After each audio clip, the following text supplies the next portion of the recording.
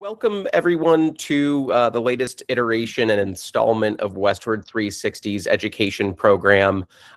For those either in attendance or those later on viewing this as a recording, this is the latest installment of Westward360's education program that we launched about a year and a half, almost 2 years ago, where on a monthly basis, we're trying to partner with really reliable and excellent vendors that our managers have had great experiences with in all of our local markets, to just help expand board and homeowners' knowledge base, give them up-to-date best practices on anything that might be near and dear to them as they go into whether it's landscaping season, budget season, a number of other sort of iterations and presentations that we've done to just help encourage education, making board members better experts at helping govern and run their community, help them understand the nuances that go into a lot of different maintenance elements of their communities.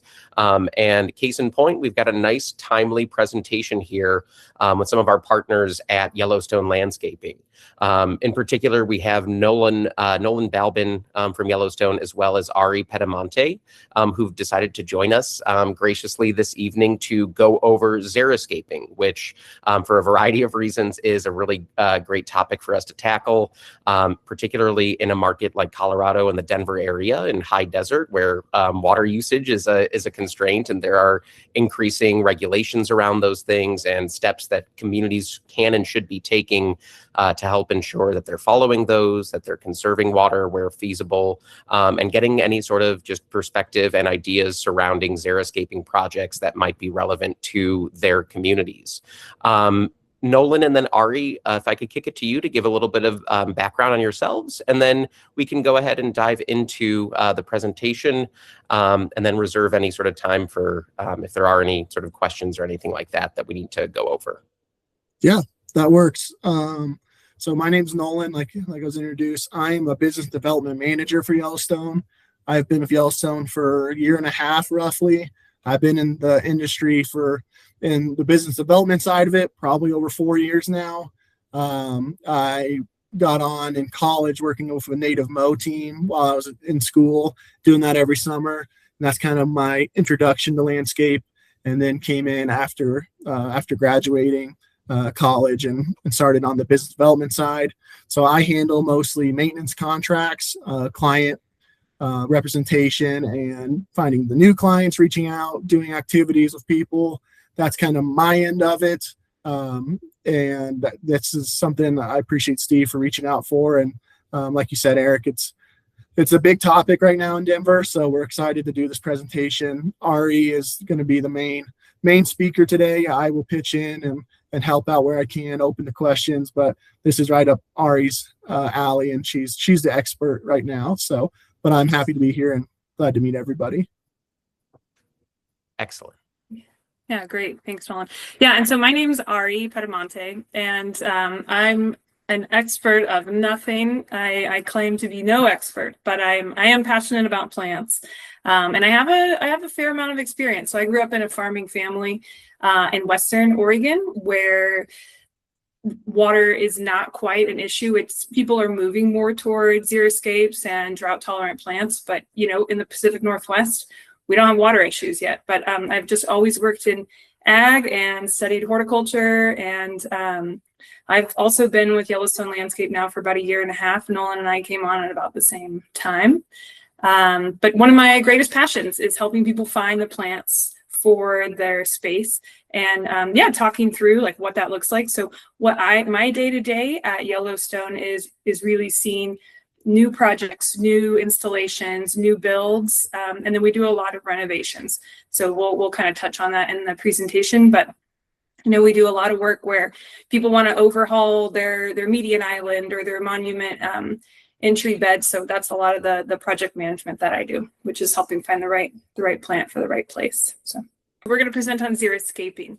And like we've already talked about, Nolan and I are based here in Denver. I'm not sure, I saw there was like the Chicago Central Time switchover. So is everybody here in the metro area? Not everyone, no. We've got a variety of some folks here locally in the Denver area, and then we've got some staff members and others that are in other time zones as well. Okay. Okay. Well, this is, I talk a lot about Colorado, so very, very Colorado specific, but we'll go ahead and advance to the next slide. So looking at, we're going to break it down from the beginning. So what is xeriscaping? So it's a Greek word, xeris, meaning dry, and so xeric landscape or xeriscaping, meaning a dry landscape. So interestingly enough, the term was actually coined in 1981 by the Denver Water. So it's a homegrown term out here. And I think I just want to point out right off the bat that it is often mispronounced and sort of confused as being xeroscape, but that is incorrect. So I think it's really important that it's the word itself is actually xeric and xeriscape. Because these landscapes truly are far from zero. They actually promote more biodiversity, and they're more dynamic, and they also require water. So there's nothing zero about them. But so we are utilizing these landscapes because out here we have a very challenging climate. Colorado is semi-arid. We have these massive temperature fluctuations that we will hit, will be like freezing in the morning and then 80 degrees during a spring day. So the plants out here have got to be resilient. And we also have really high winds that come through. So the great thing is that there are plants that are adapted to our region that are native. And so really xeriscaping is looking at using these like native and regionally adapted plants to really highlight and make your landscapes be not only like cost effective and lower on inputs, but also beautiful, because these plants are where they are meant to be. So yeah, we'll just move along and hop into it. We're going to cover a lot. This is just going to barely scratch the surface of what is possible with xeriscaping. So if there's a question, like we said, let's answer some questions at the end. Nolan and I would love to answer questions. But we'll just kind of touch across these topics. So there are several principles involved in xeric landscaping. We're going to go through some of them on planning and design, soil improvements and amendments, irrigation, because as I mentioned, these landscapes still do require water. We'll talk a little bit about plant zones. I want to touch on mulches, and we'll talk a lot about turf. I think turf is like the hot item. When we think xeric, it's like we can convert turf areas. So as mentioned earlier, like I think that this presentation it comes at a timely manner. It happens to be on the eve of when Denver Water is set to roll out new water restrictions tomorrow. So that's for those of us that are out here on the Front Range. It's a big deal because we are in a drought. We're in a warm and extremely dry winter, and so this is exactly the reason that we're meeting tonight. Is we're here for a bigger reason. Like, we're taking care of landscapes. At the end of the day, we've still got to be doing the right thing. So if we're installing plants that have high water requirements, or if we're running irrigation systems that are allowing for overspray or runoff, we're doing a disservice to our communities, but ultimately to the environment. So I just wanted to highlight that there is a great need to embrace xeriscaping, and it's not this fluffy foo-foo. It's true, it's real, and it's impactful, and it's happening around us. So we'll move along. Great. So when you're looking at, okay, so we want to implement xeriscape, and go ahead, Nolan, you can move to the next slide. Sorry. Thanks. The first thing is, one step toward shifting toward a more xeric landscape is locating where these areas are on the properties, where the prime areas for conversion are. And like I mentioned, probably the number one area is going to be lawns. Of course, lawns are a huge resource sink. meaning they have like a very, very high demand for water, but also for nutrients, for fertilizer and chemical inputs. So they are just an absolute sink for those resources. And oftentimes they are underutilized or like totally non-functional turf that's just somewhat neglected or unused. So then the question is, why are we even keeping them green? Why do we even have them? So I just listed these out here as a lot of possible areas that you might think of on your properties or when you're working with different communities or HOAs or board of directors to consider.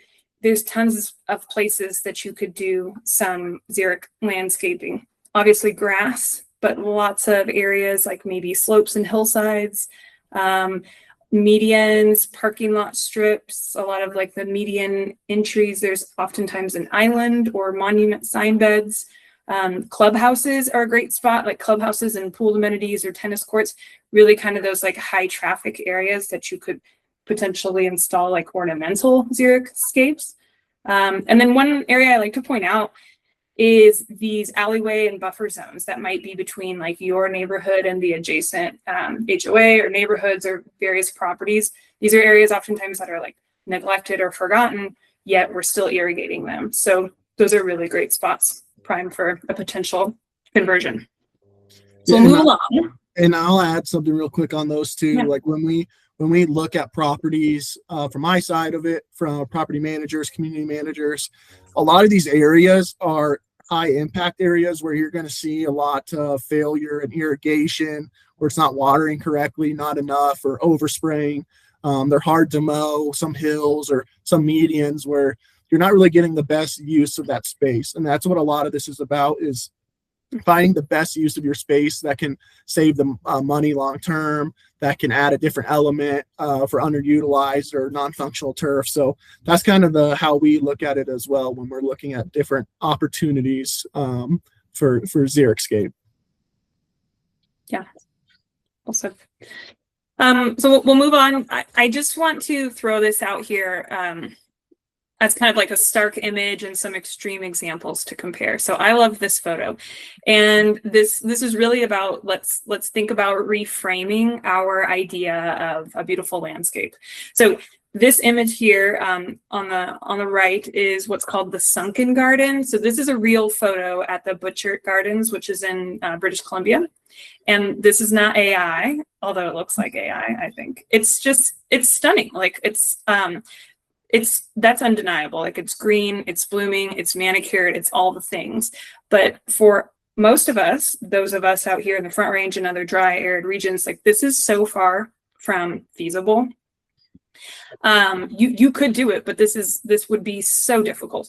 So a lot of the work that I have done over the years in working with the public and in working in the ornamental nursery industry and in port and production and landscape is I am constantly working with helping people reframe their vision of what successful landscaping looks like, what a beautiful landscape looks like, because I think a lot of times those visions just aren't realistic.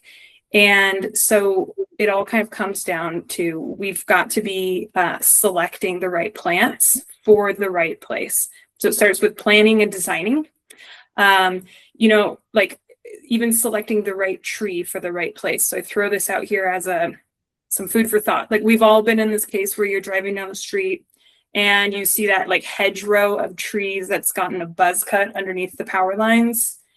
And it's like, oh, they just came through and cut them off. But the fact is like those trees should never have been planted there. Not the right spot for tall trees.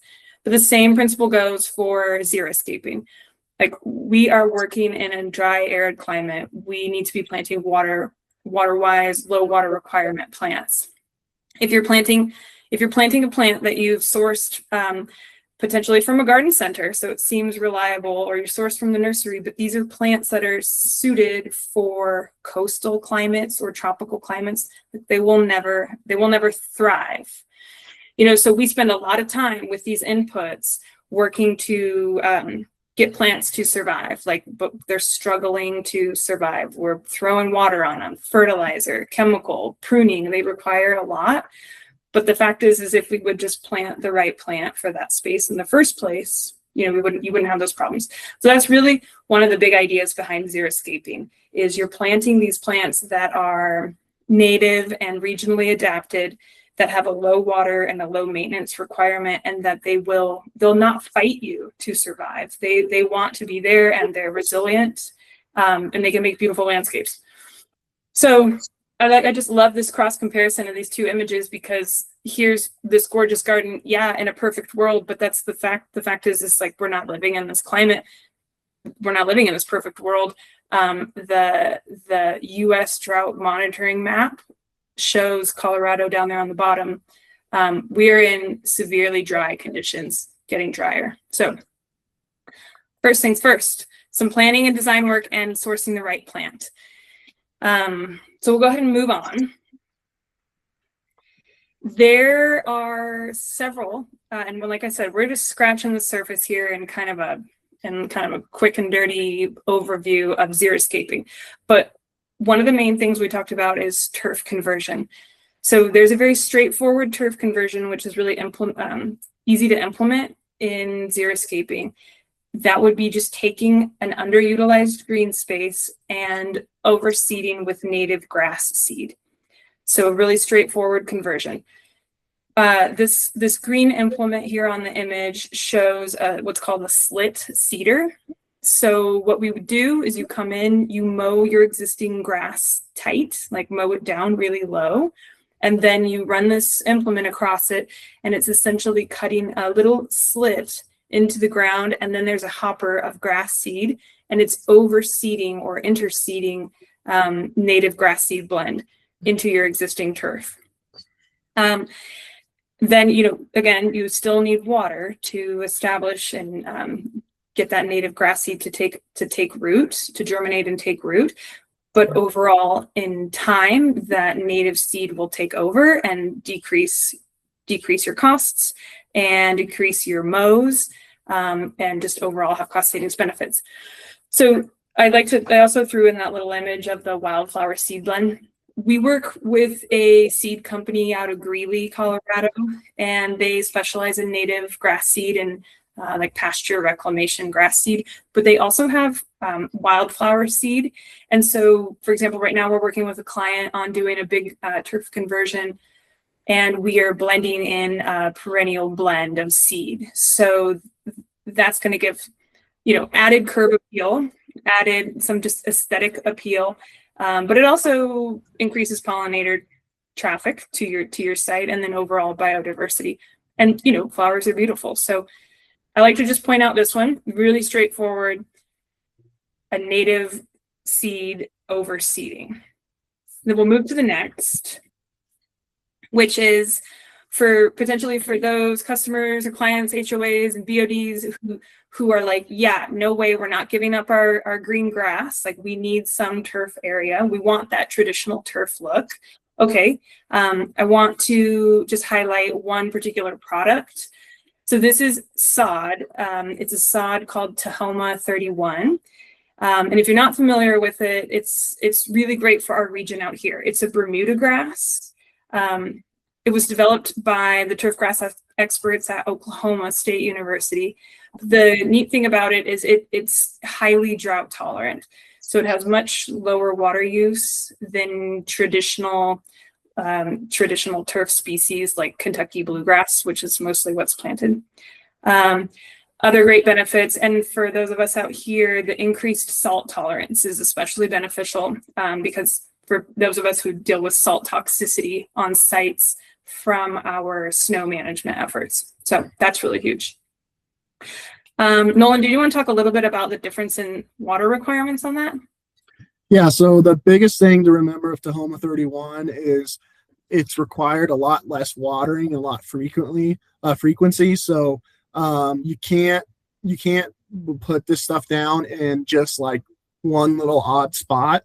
You have to make sure we can replant a whole irrigation zone. So that way we can go in and adjust the zone times and when we're going to water it. So that way, like, we know we have certain grass in these sections or these zones that are only going to be watered a couple times a week at, certain amount of minutes. If you can't do that, then these will start become overwatering like you would for Kentucky bluegrass, and it's just not what's supposed to happen for these. So that's the only thing to keep in mind, is usually for these ones we have to do bigger conversions of bigger areas that we can make sure it stays the certain zones when you're programming the irrigation for it. Yeah. Okay, great. Thanks. And then the third turf conversion option is a full turf removal. So this is a pretty big undertaking, but ultimately yields like a fully converted ornamental xeriscape. So what's happening here is you come in and actually cut out the grass. That little implement, that little walk behind machine is what's called a sod cutter. And so it comes through with a blade and cuts the grass and its roots out of the soil. And then we would come through, amend the soil a little bit. So that'd be prepping it, grade it, and then you're planting the native plants. Maybe you've got a design already put together. There might be trees involved. Oftentimes there's boulders, but planting the plants and then installing mulch covering of some type. And irrigation as well. So again, these plants require some water. So it's not just like, oh, we're cutting the irrigation to these sites, so we're yanking it out. No, they still have irrigation, drip irrigation to the plants, but it's a minimal amount of watering that's going to be required. One thing we have done at Yellowstone is we've worked with communities where we provide like an option A, option B, option C ornamental install design. And so this one specifically is like for some townhouses where folks own their individual home and they have just a little bite-sized chunk of lawn out front. And so we've offered, option A, option B, option C to come in and do ornamental turf conversion for them. And so that sort of thing can be scaled up or scaled down, but that's just one idea. But again, a full ornamental conversion is a great way to swap out for water-wise landscape and increase the biodiversity and really beautify the space. Overall, it still has a costly impact up front, more costly than say just a native grass seeding. But in the long run, really there is cost savings with inputs.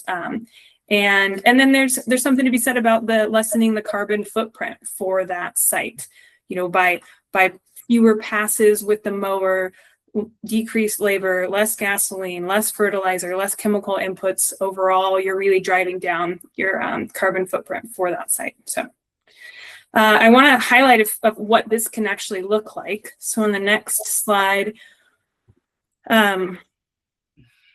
this is two photos here. The photo on the right is a picture. I'm sorry. The photo on the left is a picture of the Denver Botanic Gardens, their Chatfield location, which is on the south side of the city. And this is just so bright. Lots of bright blooming ornamentals, grasses that offer variety. There's trees and some boulders. The photo on the right is a monument sign bed that we did for a property that we work with, where they wanted to do a full xeric conversion, but they still wanted to retain a little bit of a summer annual bed. So a summer annual bed meaning a bed that they would plant summer flowers in. So that's that little section of soil that's exposed there, and you can see there's kind of a spiral of a drip irrigation supply line on that. So this is kind of an example of a possibility of a hybrid xeriscape where, yeah, it's this monument sign. They still want high impact and kind of that wow factor of bright blooming perennials. Bright blooming annuals that folks would see as they pull in, but an overall xeric perennial install. And, we've done mulch on this one, a larger cobble. A lot of times, you'll either do wood, like a wood chips, or a smaller rock mulch. But I do want to talk about mulch because mulching is very much a part of xeriscaping. And whether it's like organic mulches like the wood chips or inorganic, so we're talking about rock or cobble, mulching is what's really helping to hold in the water and the moisture and decrease evaporation. So it is necessary. there's something to be said about using an organic mulch, meaning the wood chips, that over time they would break down and add some organic matter to the soil. But truthfully, out here in Colorado, because we are so arid, there's not a lot of breakdown that's happening during the season.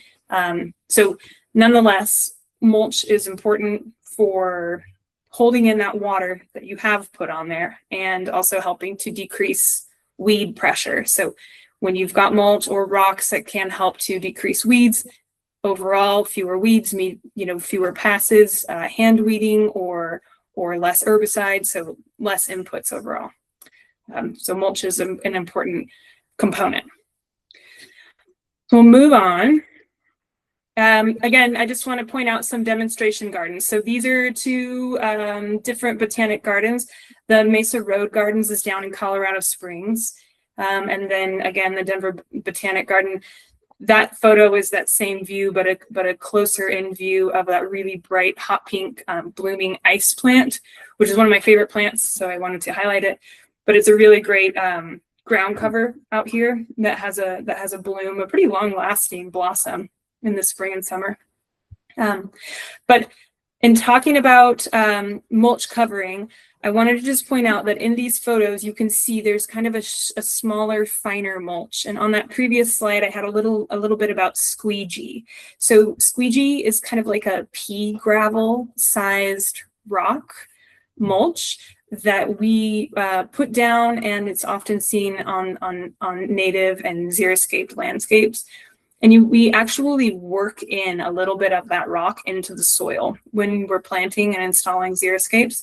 And the point is really kind of like mimicking that native soil profile. So it's really unusual. It's a pretty strange concept to think that you're putting rock on top of the soil and then you're working rock into the soil profile. But it is it's a common practice, and it's actually one of the more common recommendations for xeriscaped ground coverings is using that squeegee. And I want to point out too that it's actually quite a bit more affordable than mulch, organic wood mulch, and also than larger rock, like 1.5 or like 2 to 4 inch cobble gets really expensive. So squeegee is also an affordable option. So again, just on these gardens, just to talk about the photos, pure ornamental installs. You see a lot of boulders. I love the Mesa Road Garden because this shows like a late spring scene with some green variety. You can see that snow-capped mountain in the back, and then that same scene in the winter with some winter interest. So it's kind of fun to see those two side by side. But you can see that ornamental install offers a lot of variety and diversity. And there is a plant palette and a design that can work for any type of terrain. So, whether it's a really hot, rocky, exposed site or a slightly more shady site, something with some undulating and elevation or changes, there's a lot of different options. So oftentimes we'll actually build in and build up sites to add some more variety. So even if your site's not completely level, it's almost better. And we will bring in rocks, boulders to kind of mimic the native scape. So we'll move on. I wanted to kind of come back to this idea and talk a little bit about water. So again, because people are often confusing the word xeric with zero, and again, these landscapes are far from xeroscapes. They do require water. So, overall, we're installing low water requirement plants or water-wise plants, but they are by no means no water. So especially during germination, if it's direct seeded, or during the establishment period, water is very much required. And so we know, water is the driving force behind all physiological processes in plants. It is very much required. And though, we can source these plants that have a lower requirement, a lot of times we're seeing areas where there's overspray from overhead irrigation or runoff, We've seen unnecessary, watering cycles, like there'll just be a rain event. It will have rained last night, and then people have their sprinklers running unnecessarily. So a main principle within xeriscaping is efficient irrigation methods. So what does that mean? Efficient irrigation methods, like what can you do to be more efficient? The number one thing is convert to drip irrigation. So if you have perennials, trees, shrubs, annual beds that currently have overhead irrigation, they should be converted to drip, because precisely placing that water next to the plant's roots where it can actually absorb it is what's most useful to that plant.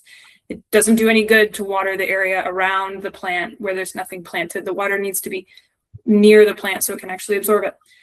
So drip irrigation, and then the next thing, by all means, is installing smart controllers on your irrigation systems, and especially for turf. So irrigation smart controllers are controllers that are weather-based systems. So these controllers are actually tied in to capture weather data, and they adjust themselves accordingly to what's forecasted. So for example, there's a rain event, they're not watering, they're not kicking on. Rain sensors are a relatively small investment to make, but again, it's just one step closer to water conservation and being water wise. So those are a couple of things that you can do, that your property managers, the community members you work with, if anybody has questions on that, we have an entire irrigation department dedicated to helping people find the solutions to their existing irrigation systems. And plant zones is kind of in that same water world, where this concept is just making sure that we're putting the right plants together. So if you have, even within the spectrum of low water plants, there are those plants that require next to no water, like true desert cacti and succulents, and then those that have a higher water requirement, though they're still low water. So hydro zones or planting zones is just really planning out your design, which is something that Nolan and I can help with to make sure that we've got the right plants together in the right zones. Yeah. So that kind of brings us to this, to kind of move toward wrapping things up. Let us help you. So Nolan and I here, we've presented several concepts. And like I said, this is just a really, really big overarching zoomed out version of xeriscaping to kind of just scratch the surface. There's a lot that goes into it. And we can help implement some of these concepts on your properties. So, we would be happy to meet, for those of you in the area, meet out on site. We can discuss options and do some brainstorming. I'm always looking for an excuse to get out of the office and walk a property. And I have lots of ideas. And so this was, for example, I just want to throw this up there. We can put proposals together for various projects pretty quickly, depending on what it is. But that'd be something to give you an idea of, what's the cost to do a straightforward native seed conversion. Seeded in, pretty low labor, low material costs. What's that look like versus what's a full ornamental installation look like? So we can put that kind of put those kinds of numbers together for you pretty quickly. And then we also have an in-house design team at Yellowstone. So this here is an example of what our color photo renderings look like. This is a roundabout up in the city of Brighton that we are working on. We've done quite a bit of Xeriscaping installs for the city of Brighton over the last few years. But this just kind of gives you an idea of something that you could present to the board of directors and community members as kind of a talking point to get the ball rolling on what's possible on a site. And on the next slide, this is an example of our plant palettes that we can put together. So, there's tons and tons of resources on what types of plants should be planted in xeriscaping landscape. So we put together plant palettes, and also these are formal CAD plans. So we do have the ability to draft up formal CAD plans if that was something that'd be of interest to you or and to the community base that you work with.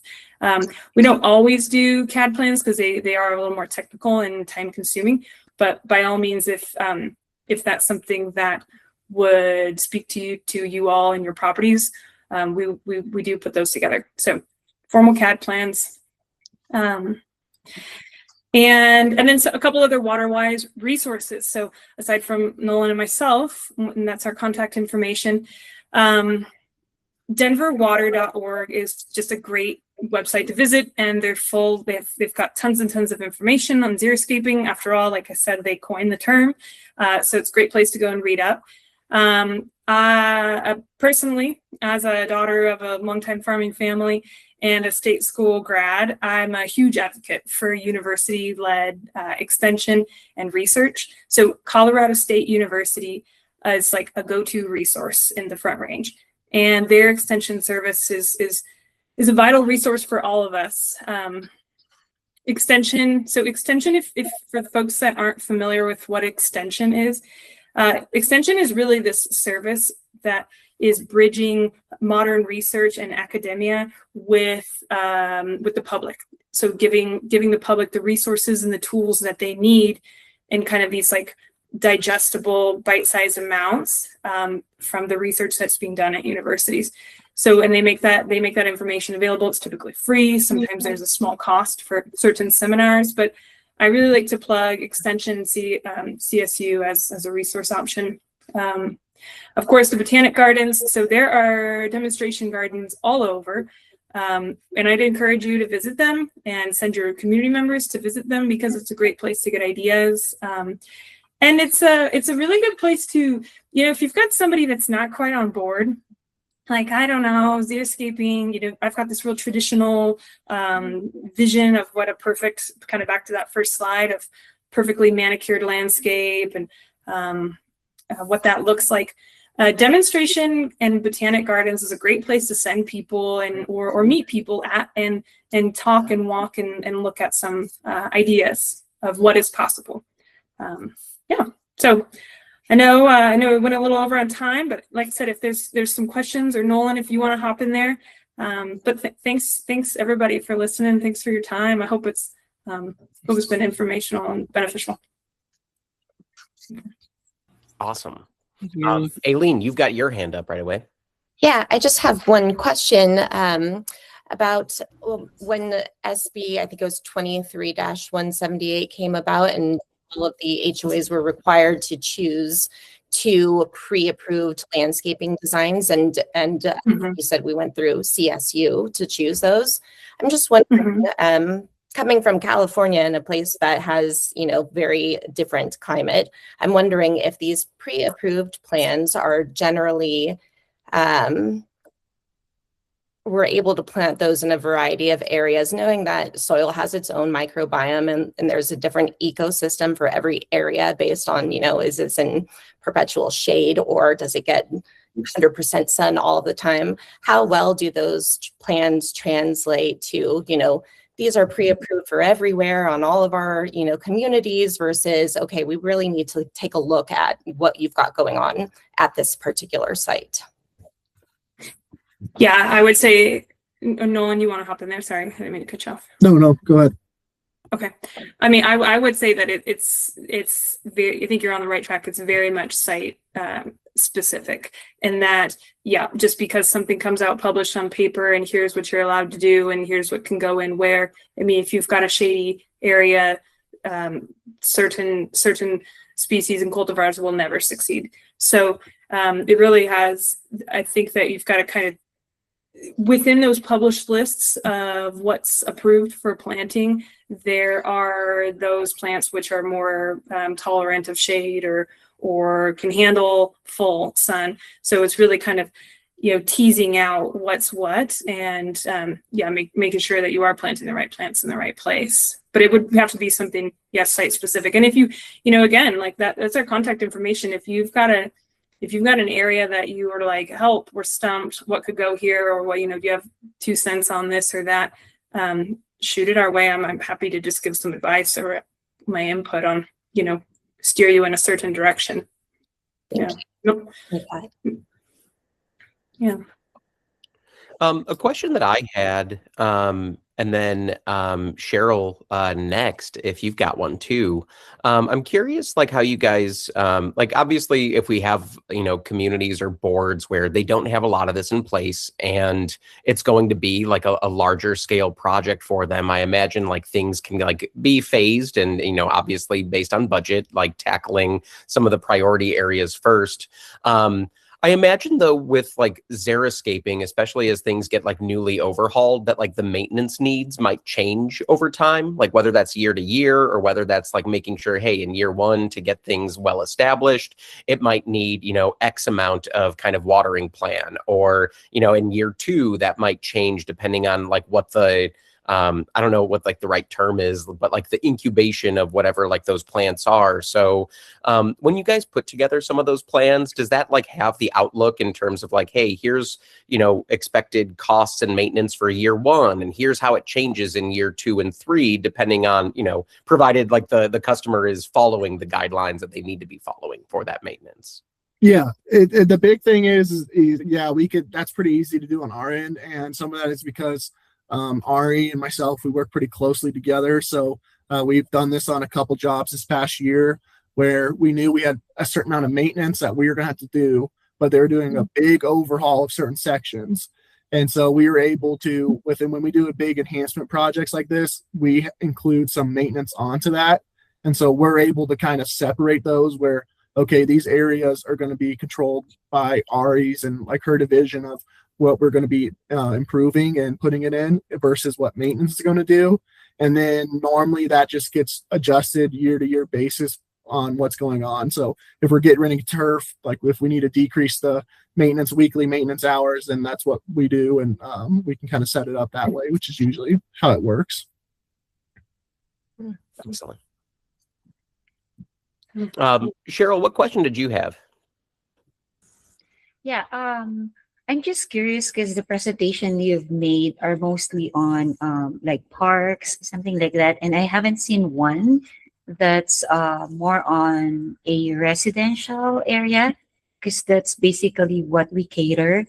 And also one more thing is about the law that was just previously passed, wherein there's a limit on turf in new residential areas. Maybe you can just educate us a little about it, if you have any thing that you can share about that matter. Yeah. Nolan, do you want to hop in?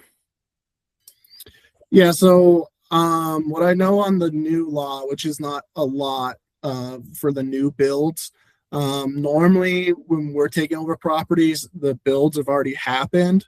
So a lot of that stuff is not as pertaining to us when we're taking on new clients. Now that we do take on clients that are right at a building stage, but normally there's weird warranties that go on with that and what's going on with whoever actually installed it. But if it is something where we have to convert to, do certain X amount of Xeriscape, that is something that, yeah, we can do no matter what the clientele is. To your point on residential, yeah, I guess it depends what you mean by residential. If it's like HOAs, which I imagine that's probably what it is, then yeah, most of what we talked about applies. I would say some of them are bigger priorities than others, such as like right-of-ways. A lot of times I see in HOA world, they have a lot of right-of-way strips, which is sections of grass adjacent to sidewalks. And a lot of those are what we come in and we replace with a certain amount of rock or different ideas on that. But those are usually what I see the biggest parts in HOAs that we're going to come in and convert for them, because the irrigation is pretty poor, overspray, underspray. They're small sections of turf, so it's harder to mow and maintain. That's kind of what I see biggest in the residential area. I think that the most recent law that passed, the January 2026 one, I think, Cheryl, what it is saying is that you can't have in HOA's common areas like tree lawns or rights of way, as you said. Those would be considered non-recreational. So you can't plant turf in an area that can't be, walked on and played on in an HOA community. But 178, which took place prior to that law, also says you can't prohibit homeowners from putting turf in their backyard. So different standards versus whether it's a homeowner or association. And then you've got to determine, is that a recreational area or not that you're wanting to plant in? Yeah. Or not plant, but install, I would say. And I guess I'll just add in there too, along those lines for Yellowstone, we deal with commercial clients. So if it's if it's HOA maintained or controlled, we can come in and do that. We don't do work on private residential work, outside of what the HOA, just because honestly of legal issues and contracts with that. So, but if it's like HOA controlled, like we do that for townhomes, we're mowing everybody's front yard or backyard, then that we can take control over that or do whatever is needed for those properties. I have a question on the Tahoma 31. Are we able to install that and have it, thrive with the water restraints now? Yeah, that's a really good question. So, and Nolan, again, feel free to hop in on there. So with the water restrictions that are likely to go into place, like as of tomorrow, no doubt, which would be like entering into stage 1, 2 watering days per week.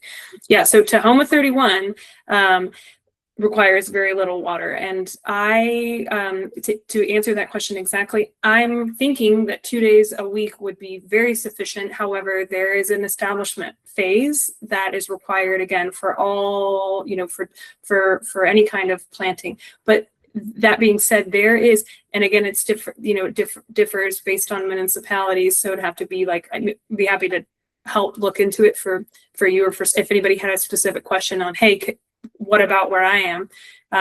But there is a grace period for establishment, and I believe it's very minimal right now, which it might be like 3 weeks, which is tight. Where they're allowing you to water more if it's new grass for establishment. No, does that sound right, Nolan? Do you have anything to add? Yeah, that's what I was going to say.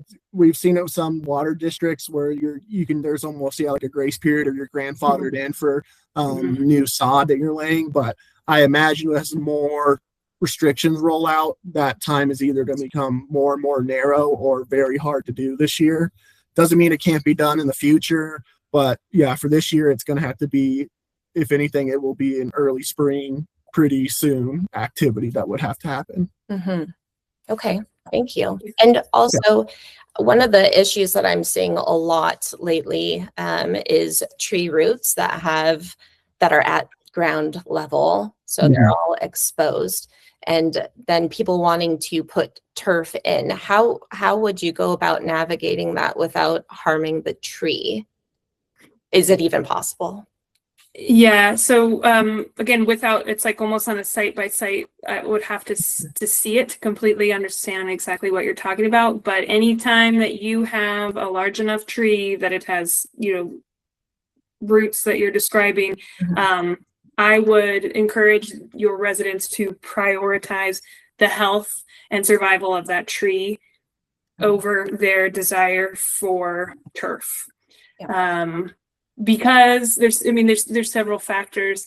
Not only is the grass going to compete for the water that tree does have, trees' roots are relatively shallow because they need oxygen as well. So even if you come through and you decide to lay sod in the vicinity under a tree, it's still very damaging to a tree's root system. And that's just that installation, and then there's the next factor. Even if you were very cautious and careful, and you just ever so delicately got that turf laid, that sod laid right up there next to the tree roots, maintenance becomes the next element, which would be damaging. So then you're running a lawnmower up and over those roots, slicing into them. You're running a weed whacker within the vicinity. It just becomes challenging to get turf too tight up against trees. So again, yeah, if you had a photo, I would be happy to shoot over some ideas and suggestions. But I would say I would try to persuade people to put to really just be mulching up around the tree and let that tree take that space. Yeah. Some of these trees are so old, and so the tree roots are growing from the tree to the property. So there's no way to put, kind of a ring around it. I actually have the exact problem in my own personal front yard, so I can just take a photo of that and show it to you. But yeah, it's a big problem, and also, pushes up the concrete slabs around it and very harmful to the building foundation. I'm just wondering, I've had some landscapers come in and say, well, just cut them. And I'm thinking, really? I don't know if you can just cut them. And I don't trust those landscaping companies enough, and would want a more professional company to weigh in at that point. Yeah.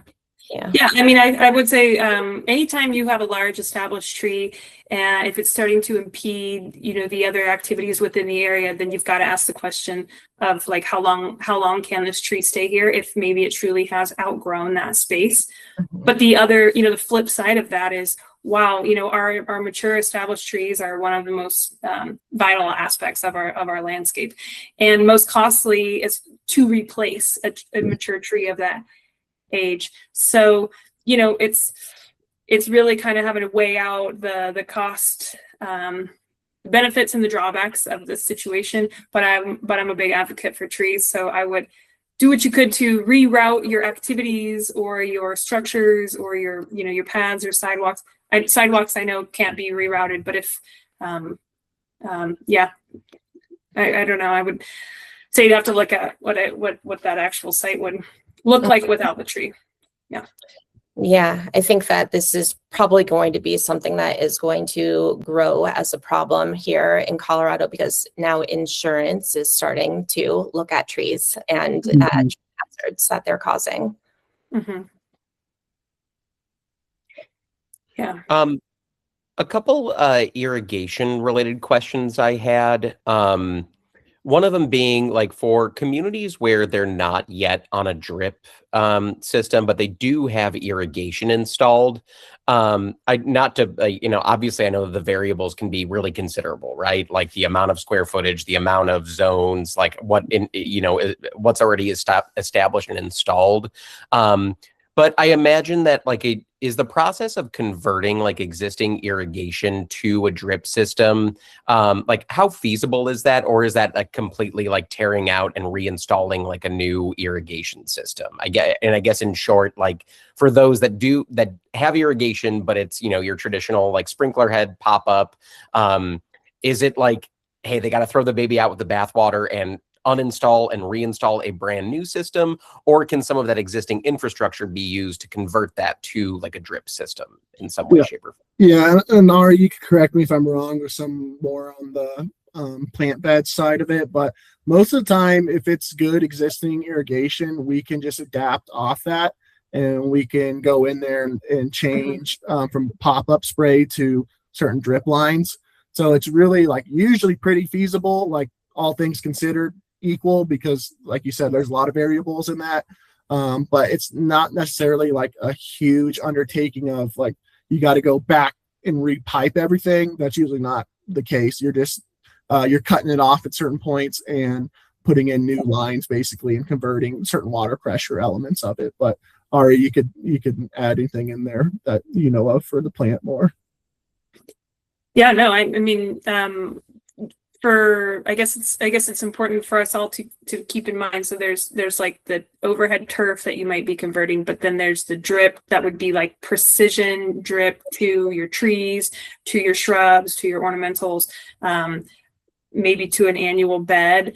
And for that type of a thing, it's almost easier to go in and install all new poly supply line, and we don't typically reuse we don't typically reuse that that irrigation supply line, because if we're going to come in and put the work in to run a whole new line, a whole new system, and just tie in to the existing water supply, we may as well come in with all new components, because we all know what plastic does, you know, over time in the sun, expose, to where if you've got you're in an HOA, it was, you know, built 30 years ago, and we're trying to tie into old poly lines, we'll end up kind of opening a can of worms by trying to reuse sometimes what's there when it's more efficient to use new material. But again, I mean, it's pretty straightforward. If there's a water supply and there's already some type of irrigation, a conversion is pretty straightforward. And Got it. and it's the type of thing that, pardon me, Eric. I mean, it's the type of thing. So like I said, we have an irrigation team.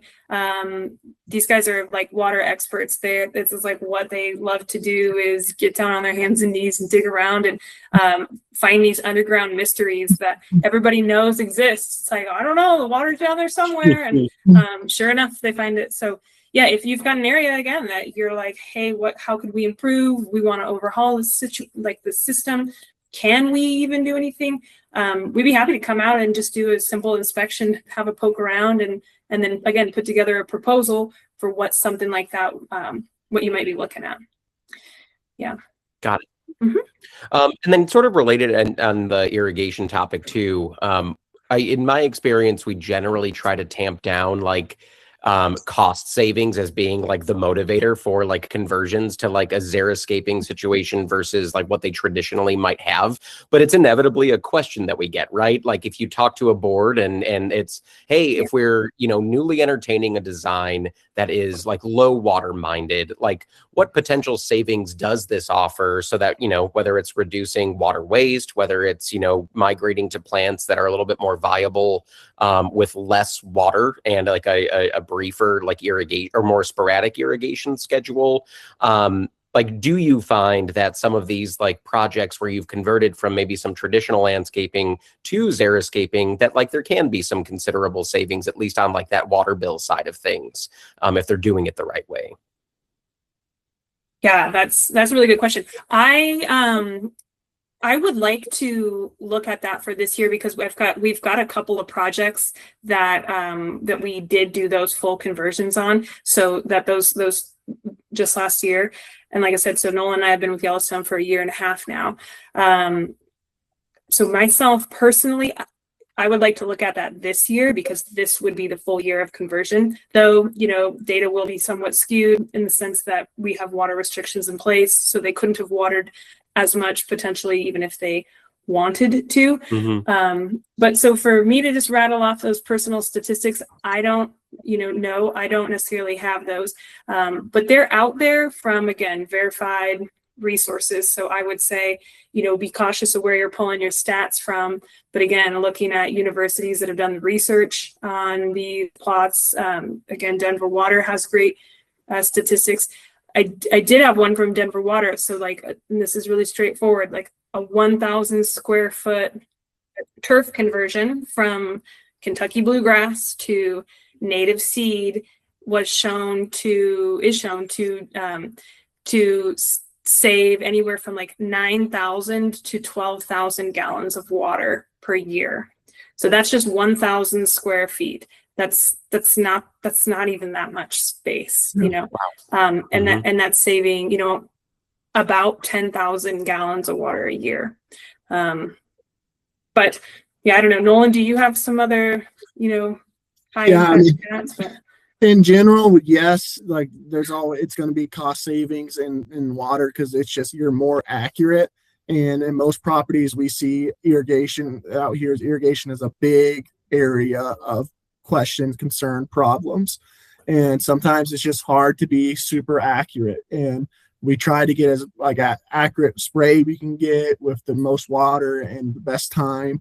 But yeah, in general, once you start converting this stuff, you're just going to become more cost saving, because the GIRP lines especially save so much water that's where you're going to make up a lot of that water cost for gallons of usage and retention as well. So, but off the top of my head, Yeah, I don't really know the numbers. I mean, we could pull numbers as well of like what it normally is roughly, if whether it's like 25% reduction or something, but it's just it's normally what we've seen, stuff like that. Got it. No, and it's good to know, just because I know like a lot of projects, you know, like that conversation around ROI comes up, and like, hey, how do we budget for this? And I think it's a good talking point for us to bring up with boards that, hey, you know what, some of these projects, they can be costly, and rightfully so, because it's been, you know, being done by experts in the field. But you know, some of the arguments to be made to make those things, even if they're costly on the front end, is that, hey, there will be other areas where, you know, you might be saving money, or even if it's a matter of just like the peace of mind that there's a good, properly zoned irrigation plan in place that isn't falling on someone else to be monitoring, or things like that, like those savings, or like whether it's even convenience or just trust that it's happening reliably, might outweigh like anyone's like hesitation to take on a project that is a little bit of an investment. Yeah, and that's what a lot of it is. It's overcoming all those obstacles of, hey, this is why this money is going to be spent. And to your point, a lot of it is seen up front. And so then you kind of have to have that conversation, which we're fine with having a conversation with boards or whatever, that when we put this project in place, your upfront cost is going to be a lot because we're doing it right now. But years to come, you're going to be able to save, you know, X amount of water, or we believe it's going to be able to save this much for you guys because of converting to whatever it may be. And it's what we see. Same thing for on the maintenance side of it is true too. Yellowstone is not the cheapest in any factor. If any of you guys are used to seeing our bids or anything, and it's not something that we hide from, but we hope that our experience, the tangible experience we bring, the designs and a lot of other stuff, that it's worth that upfront cost to, yeah, maybe it is just give you guys better peace of mind. Clients don't have to worry about it as much. You guys aren't hearing about it as much. And we know you guys got a lot more important things to worry about than mowing grass. So we'll worry about the grass. Excellent. No, and I can vouch for, it's funny, we did last year, we did a landscaping presentation targeted to our Midwest clientele, particularly in Chicago, Northwest Indiana, and other areas. And funnily enough, we had one of the Midwest reps, Riley Skaggs from Yellowstone, do that presentation. And I've got to say, this isn't blowing smoke, but I think like the Yellowstone approach, like it gets like Ari and Nolan, you did a terrific job of just diving into like the why, like this, even a little bit of the science behind it. Like, and I think it kind of proves like, hey, you know what? Yeah, you might not be like the cheap, like super low budget option, but when you're talking about something like this, like you want the expertise, you want people who actually like consider these things thoughtfully, so it's not a wasted investment, or you know, people are having to redo these projects year over year because it was done poorly by someone who didn't have the context and expertise. Exactly. Along those lines, I know we're a couple minutes over time, but maybe like a final thing to take us out on, anything to avoid? Like, are there pitfalls that you've seen in like, as people consider xeriscaping projects and things of that nature, that you're like, hey, like these are the pitfalls, don't take these shortcuts. Like, what are the mistakes that people can make in approaching these projects? Yeah, I mean, I'll just hop right in, and I would say planning, like the planning and design, pre-project, pre-construction meetings. Like, do not sleep on those pre-con meetings. If somebody invites you to, that is your opportunity to get your two cents in with, you know, with whatever landscape provider you're working with. Again, like you just said, Eric, I appreciate the kudos to us. I truly believe, I mean, you can tell when it's smoke and mirrors and someone's kind of trying to stumble their way through a topic, sell you on a project. So I would say planning and designing, showing up on site, making sure that you've got that material, those plants, those trees, especially as we talked about, Eileen, like those trees are going in the ground and they will be there beyond your lifetime, if we're lucky, maybe beyond the next generation's lifetime. So it is a thoughtful process. It is not just a quick slap it together, let's get it in the ground by Friday. So I'd say plan. Nolan? No, that's honestly, yeah, probably is the biggest one. You will lose a lot of costs going back to redo stuff the second time than getting it right the first time. And we try to make sure that doesn't happen. And a lot of that comes down to the planning, the communication, talking about what people want, what they want to see. And I would just say maybe one that I think I've seen some recently is maybe be, I don't want to say open mind, but sometimes I see clients have like this one way they want this to be done, and it's maybe not super feasible or not necessarily a long-term option. And like, that's why we try to provide a lot of different options so you guys can see them, and just not be so like stuck on like, we can only do it like this. And if it has to be that way, then so be it. But, you know, against our better judgment. But we try to give you guys as much options to see. We'll talk to you guys about different ways we can do everything. So as long as you guys are willing to have that conversation of maybe some different ways that we can go about it, and then whatever the community wants, we're fine with that. It's not, you know, you're not going to hurt my feelings about it, but as long as we can, you know, get those points across of what we think is best and, you know, where we think that might lay. Awesome. I really appreciate that. Where's your guys' home base? Do you have a one office or a couple offices here? Yeah, so we're just one branch. We're in Inglewood right now, but we service all the way up to Brighton pretty much. And we're all the way down to Castle Rock, pretty much all metro area, surrounding metro area, about an hour or so. We're not really in the Springs or Fort Collins. We're not all the way there yet. Not saying for certain projects we wouldn't, but just in general, that's not really our general service area. Good. Thank you. Yeah. Excellent. Well, thank you, Ari and Nolan, for your time. I think this was tremendously insightful.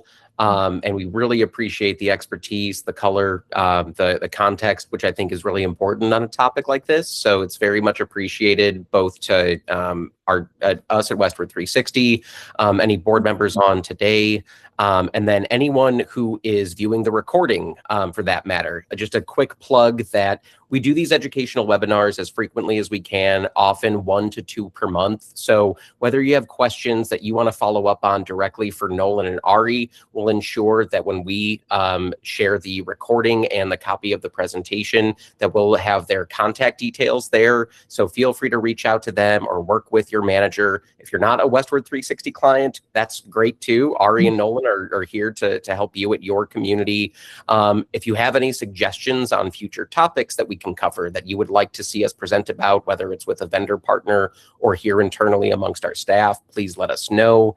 You'll see at in the description of the video and across the screen at the end that we'll have a suggestions email address that you can send any of those to. So we're happy to take any feedback for future planning or presentations or any sort of vendor partners that you would like us to feature on upcoming installments of this. But thank you again, Ari and Nolan. Your expertise is super invaluable.